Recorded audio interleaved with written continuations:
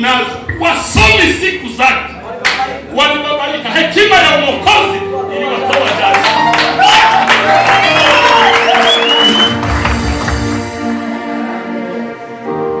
Imani hakuchuma hiyo.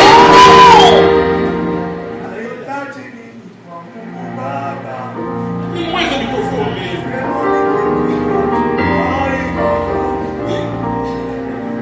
Kali na Toyota na Benzi. Sema ukipata tafanya.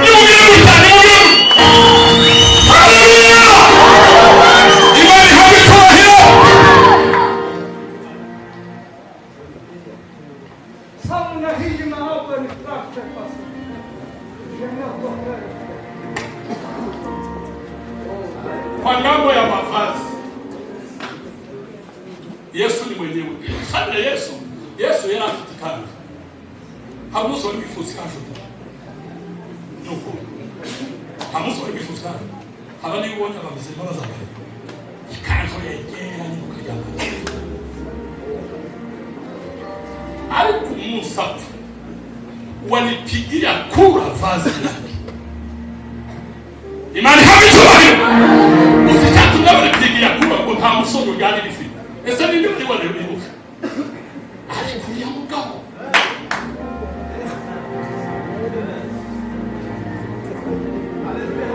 Imani habichubahiro.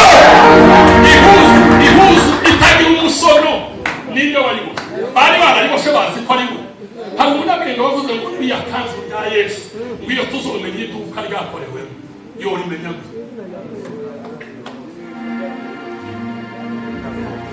barabishobora kuko barigabanya ngo baba bararigabanyije ariko basanga nta musoro ngo baravuga bati tuyigirire igikura turebe usini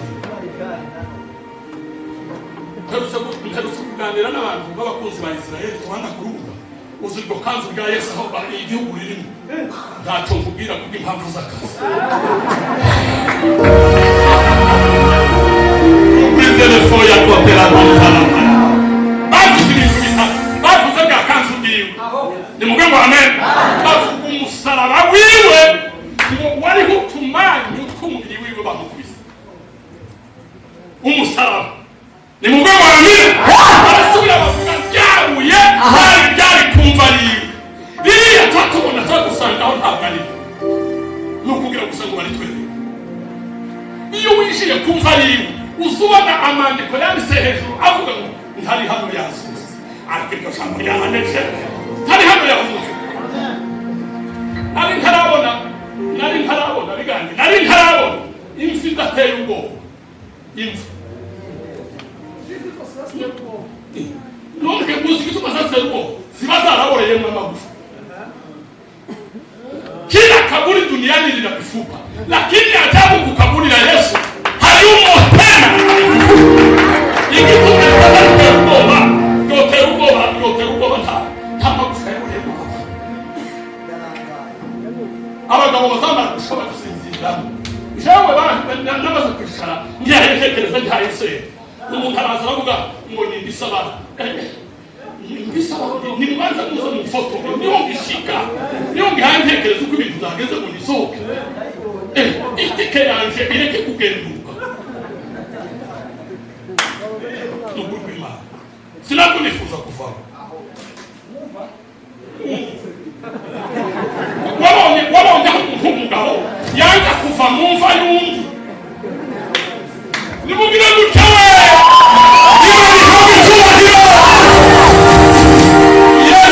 Yesu nta magambo dufite umvuga kwa mambo ya teknolojia ya kisasa ya siku baba hizi. Yesu alitembea juu ya maji. Teknolojia yake iko mbele miaka 6,000 inayokuja. Ndio mwisho kwa mtanga.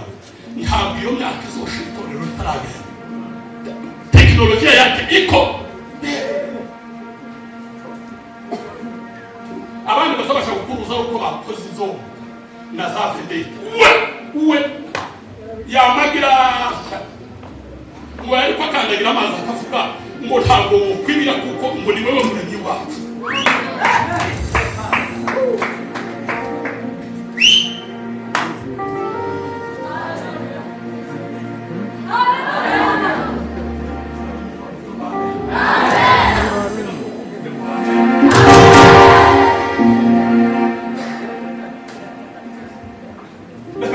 kanyuma ka Yesu kandi hari umufilosofe nasomye agatabo kiwe aravuga ngo Yesu ngo afite ibintu ngo kabine ngo arutaha abandi bantu ngo nta wundi muntu warwaye ngo adafite imbunda ngo afate isi.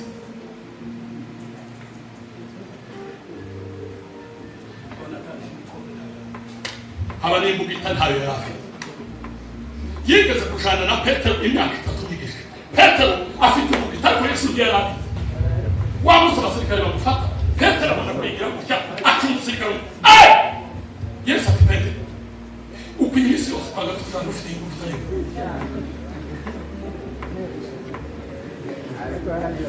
Ariko none Petero ntiyari mu masaje. Niyo bazabazigana mu gisagara. Aragenda tora kwa gutwi agusubiza ngoreka abicisha inkota nizo zobika. Petero akati uyu nguyu narimaze kumukuramo none kumukijije Shawuli ya ndio mshaka ndio inama yiku aravuga ati uyu sino sobanke wamubisha Yesu aravuga mu ntambara yarwanye zo gufata isi iyo ntambara yiwe nta kajorite yagize aripara atekisi ngo niwe ntwari yonyine yagazivuga amagambo umuntu warurushe akaruhuka umuntu warugowe agasinzira ngo niwe uzuvuga ijambo rigakesha umutima akiri ijambo rya Yesu rikesha umutima wawe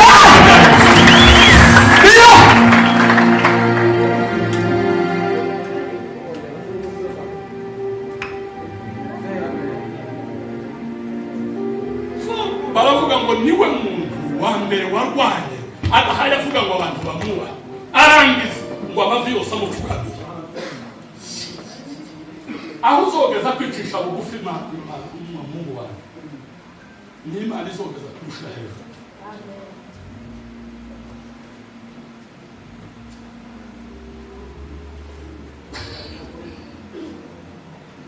Mungu wawe amen. Amina.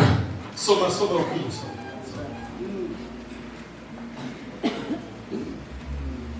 soma Mtume Mathayo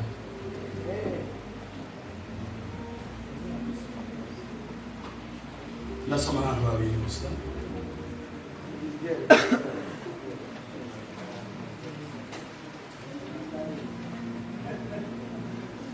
Danieli 6:25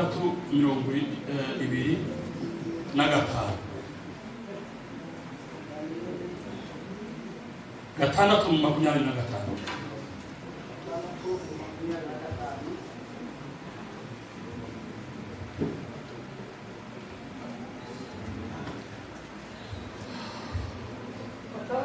Bibiliya iravuze Danieli 6:25 maze umwami ategeka ko bamuzanira babagabo bareze Danieli babazanana n'abagore babo n'abana babo babajugunya muri urwo rwobo rw'intare zibasamira mu kirere zibamenagurana n'amagufwa yabo batararusha bagera mu rwobo rwo hasi. Amen.